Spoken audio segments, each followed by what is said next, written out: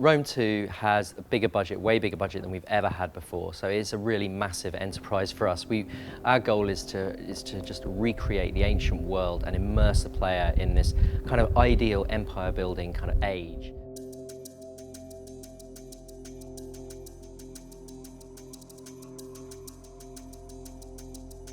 Our world, the ancient world, is huge, right? So we're stretching all the way from Scotland and Spain in the west, all the way down to the Horn of Africa and even towards Afghanistan in the east. So there's a huge array of different cultures, different fighting styles, different kinds of terrain. You know, you've got these barbarian tribes in forests, and their settlements look completely different from the kinds of settlements that we've got in the grand cities we've got in the east and in Rome and Greece.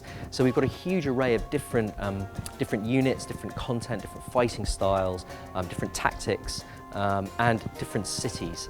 You know, we've got many more cities than we've ever had before, and they all look very impressive and huge. You've got various barbarian factions, so the Britons and the Gauls and so on, and the Suebi. One of the things, and you've also got Eastern factions. You know, you've got Pontus, you've got Egypt, and it's really about variety. And they've got different units, different cities, different fighting styles, different technologies, different skill sets. Their armies do different things. So I think you know, what the goal for us is to just create this rich tapestry, this rich world, and you make your own history. You choose which civilization you want to fight with, and remake the world.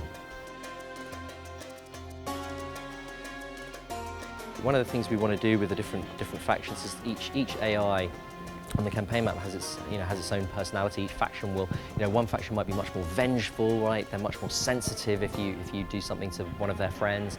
Others might be a bit more forgiving. So we want to create that sort of human sense that these are real cultures with different attitudes. Obviously, on the battlefield, their different units will mean that they need to do different things, and we've got features that really change the way that you have to behave on the battlefield. So we've got visibility system where you've got to make sure that you do scouting, you perform scouting behaviors.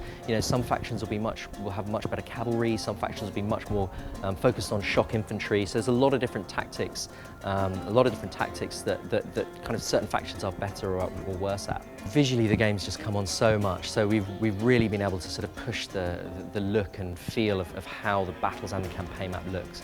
The campaign map is huge and glorious. We're using different technology to display it, so it looks much better than any campaign map we've done before.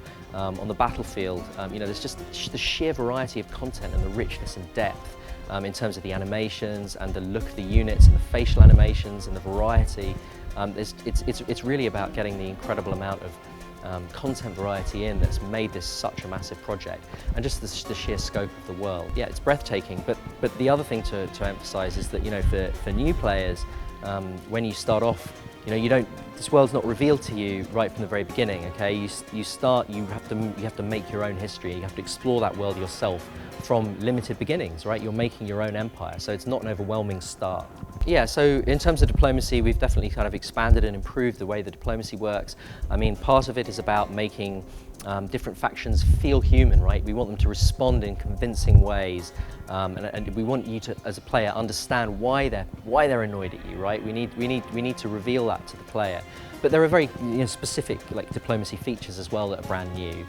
So, for instance, we've got different types of alliances. You can, for instance, if you don't want to get dragged into war by your allies, you can just set up a non-aggression pact, right? You've got multiple different types of alliances that allow you to control the way that you play the game, and also you can kind of set a kind of a coordination target to actually request that your allies attack a certain particular city or army. So that helps you have a more convincing relationship with your allies and with the other factions around you. I think there's something very spectacular about having land and sea units on the same battlefield, right? We've got navies and armies fighting for these epic port cities. You've got the navies can disembark and fight on the land, and just the way the spectacle that creates.